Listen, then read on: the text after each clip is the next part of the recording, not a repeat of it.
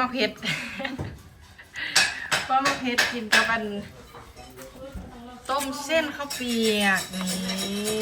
อะไรนี่น้องปินต้มเส้นข้าวเปียกเหนียวนะน้ำซุปมันคุณต้มกระดูกหมูเส้นเหนียวแซ่บผักต้มข้าวเปียกเมนูเที่ยงของเฮาต้มข้าวเปียกแล้วก็มีผัดผักมื้อเช้านี่ผัดผักรวมแล้วก็ใส่เห็ดใส่แครอทอันนี้ไหลสีต้มเลือดสดน้ำครัวเก้าครัวไม้ของเฮาดังไฟสะดวกเฮ็ดแล้วก็ปรุงลงบ่ต้องยันแก๊สมืดเพิ่นไฟกระติดอยู่จังซั่นเฮ็ดแนวกินต่อได้เลย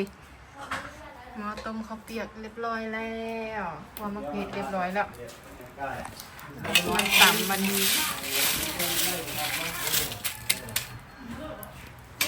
เมนูเที่ยงอยู่ครัวกันยังพอได้เก็บกำลังสิพากันเก็บครัวมื้อนี้เก็บล้างครัวมื้อนี้ครัวไม้ครัวเมยทางนี้สิเป็นครัวไทยเมย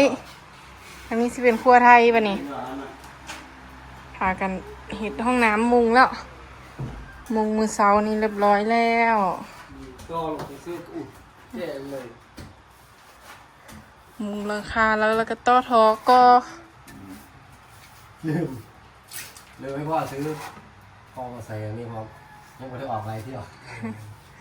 บ่เทื่อเดียวบ่ไหลเบิ่งกันนะไปละคอดไปเลยซ้ำนี้ได้ป่ะอันนี้เทพื้นเมื่อวานนี้เรียบร้อยแล้วแห้งแล้วพร้อมไซส์แล้วปุ่นหม้อแห้งเตะกระปุกแคนไว้แบบนี้ทางหลังก็ยังพอได้เก็บซุ้มที่เฮาเอาหมางหรือออกจากครัวของเฮายังพอได้เก็บได้กวาดเลยเดี๋ยวเก็บกวาดแล้วก็สิเกี้ยงแล้วตอนนี้ก็ไซส์ไปซะก่อนตอนนั้นเฮากับไซส์ครัวอยู่พุ่นใต้หูมะม่วงพุ่นอันนี้ครัวไม้แล้วเรียบร้อยแล้วเขามาไซส์เรียบร้อยแล้วมึงมีเฮาก็บ่มไว้ใต้อันนั้นใต้ไฟใกล้ๆแบบนี้มันจังสุกเร็วเด็กๆก็เล่นในเฮือนมื้อนี้ก็สิก่อห้องน้ำแล้วก็ก่อทางนี้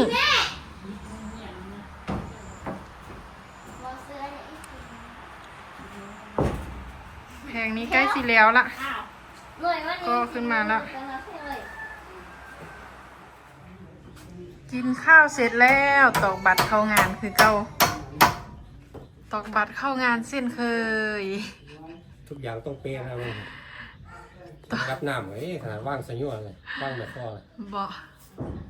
น้ำไม่ล้มเลยนะเอาเป๊ะแบบนั้นเลยบ่ไอ้ให้ทำว่าทองให้ดีๆแล้วเป๊ะขับก็จะจุกของง่าย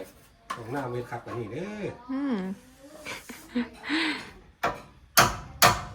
เฮ็ดห้าวห้องน้ำขี่เรานั่งขี่ได้เบิ้งสร้างได้เฮ็ดป่ะเป็นเดือนแล้วได้ดิครัวนี่เป็นเดือนกับหัวต้องมาเฮ็ดแต่เฮ็ดแน่หยุดแน่เนาะพักไปแน่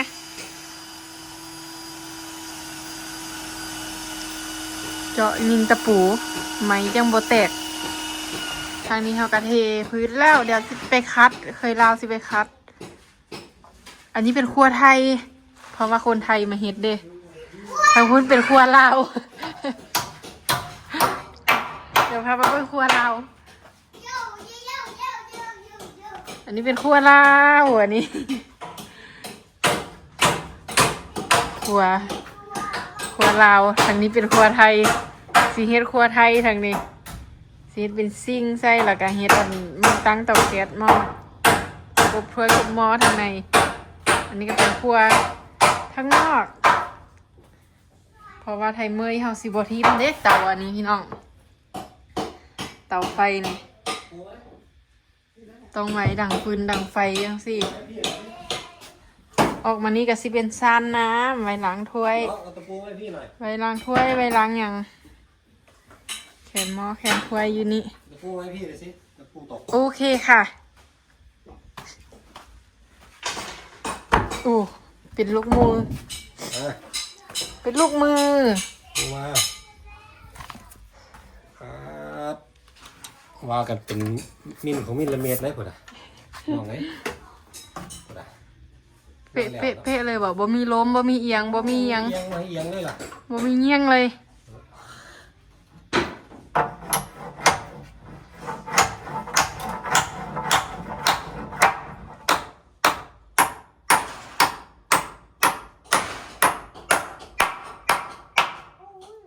เดี๋ยว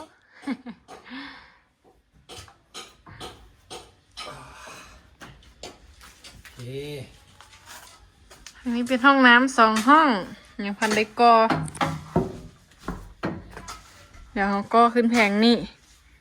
อันนี้ก็เป็นกำแพงกำแพงนี่ก็เป็นยังไงยังบ่ได้ก่อติก็ใช่นี่นะครับเห็ดล้างน้ำออกมาเอาติเอาเนี่ยล้างข้าวของมึงเท่านี้มีแสงสว่างทั้งเพลนะโล่งเนาะส้มดาวไปแล้วนะนั่งขี่ไปแล้วทั้งห้องน้ำ2 ห้อง3กับห้องทางนอกอันนี้เป็นครัวไทยทางนี้เราก็สิได้เปิดหน้าต่างออกเวลาเห็ดแนวยากแนวกินเวลาใส่แก๊สหลังบักไงสุดท้ายบ่แล้วครัวไทยเมยต่อไว้ดังฟืนดังไฟเวลาเราดังไฟมันก็ใส่ไม้อันนี้ยังพันได้เก็บยังพันได้เรียบร้อยนี่ยังพันได้เอากระติบอีกอย่างมาห้อยเคยเล่าเพิ่นเอาให้ประแดกมาตั้งเราหุ่นนะขอบทางประแดกแม่เมื่อบ้านอยู่นะทางประแดก2 ทางนะว่าจะเป็นเราไอ้ยังฮะสวัสดีครับสวัสดีครับสวัสดีครับทำอะไรครับเล่นคนเดียวเหรอไม่มีเพื่อนเลยเหรอเพราะอาทีดื้อใช่ไหมคนอื่นก็ไม่เล่นด้วยใช่ไหมใช่ไหมอาทีได้ดื้อไหมฮะดูเท้าดูเท้าดีสิคุณอ่ะอย่าไปทำสิเดี๋ยวรถมันก็ลายสิโอเคไหมครับอัปเดตห้องน้ำของเฮา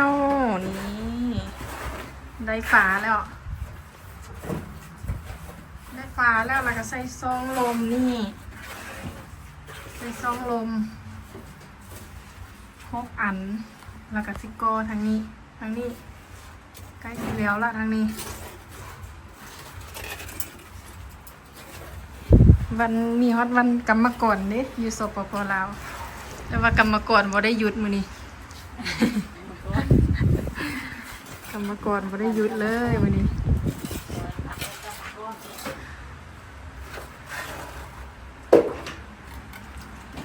ก็ใกล้จะแล้วห้องน้ำของเฮาฟังทางนี้กันแล้วเป็นที่เรียบร้อยแต่นี่เขาสิใส่ระแนงว่าใส่เป็นไหมตัวทั้งเทิงนะที่เวียนไหมนั่นใส่เป็นไหมฝาทางนี้ก็แล้วเรียบร้อยละใส่วงกบประตูละทางนั้นแล้วก็เหลือฝานี้กับตัวนี้ก็แล้วตัวนี้นะน่าจะจ้วงไว้ใส่ประตูม้วนแล้วจังพาเบิ้งอีกเทื่อนึงสิเป็นประตูม้วนหรือประตูอีหยังคิดไว้เนาะสิใส่ประตูม้วนแต่ว่าต้องเบิ่งราคาประตูม้วนก่อนว่ามันเท่าไหร่อยู่พี่แต่ว่าประตูม้วนก็แพงอยู่เด้ยามลมมามันก็สิพัดทึมเพราะว่าลมมันแห้งทางนี้ขนาดฝนลมมาต้นมะม่วงยังหักเลยต้นไม้ข้าเจ้าอยู่ทางฝุ่นเห็นบ่พี่น้องแปลนเลยฝนลมมานี่ลงเบิดเลยต้นอย่างข้าเจ้าทางหลังนั้นก็หัก2-3 ต้นใกล้จะแล้วละทางครัวของเฮา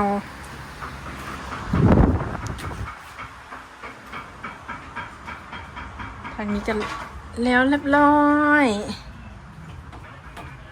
ผู้ใดมีเจ้าของครอบครัวยังพันแล้วอยู่เด่นนี่ อันนี้จะได้เขาจังจับตุดออกมา เพราะว่าเดี๋ยวสีบวกสีสาบ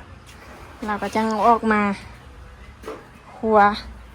หกขนาดเลย ยังบ่ทันแล้วอยู่ยังบ่ทันมีบอดเมียนเครื่องทางนี้ก็เป็นบอดล้างถ้วยล้างหม้อบอดล้างถ้วยล้างหม้อก็สิเฮ็ดคลองน้ำออกไปพุ่นมันจะบ่ทึกเสาเขาขี้สนิมเอาปูนมันอันนั้นใส่แล้วก็เฮ็ดเป็นห้องน้ำไหลเอาพุ่นละทางพูนพอก็สิเฮ็ดอันหลังคาลงสี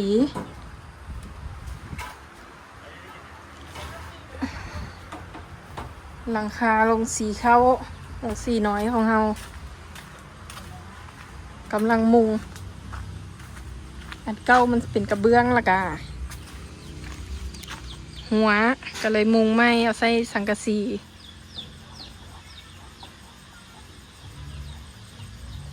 กำลังต่อใส่สังกะสีเก้าสังกะสีตัวนี้นี่อยู่ในครัวเก้าของเราของสีน้อยๆไว้สีเข้ากินเฉพาะครอบครัวทุกเมยปะ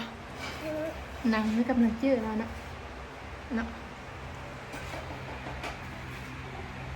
ครั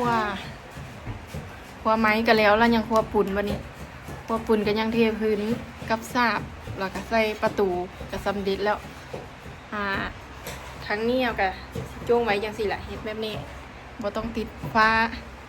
จังเอาไว้พอกันไม่คลิปหน้าอย่าลืมกดไลค์กดแชร์กด Subscribe เพื่อเป็นกำลังใจแม่ปิ่นน้องเทียนและน้องแอทีนะเด้อสบายดีกันเห็นอะไรสบายดีนิ้วมือ แม่ ไว้พอกันไม่คลิปหน้าสบายดี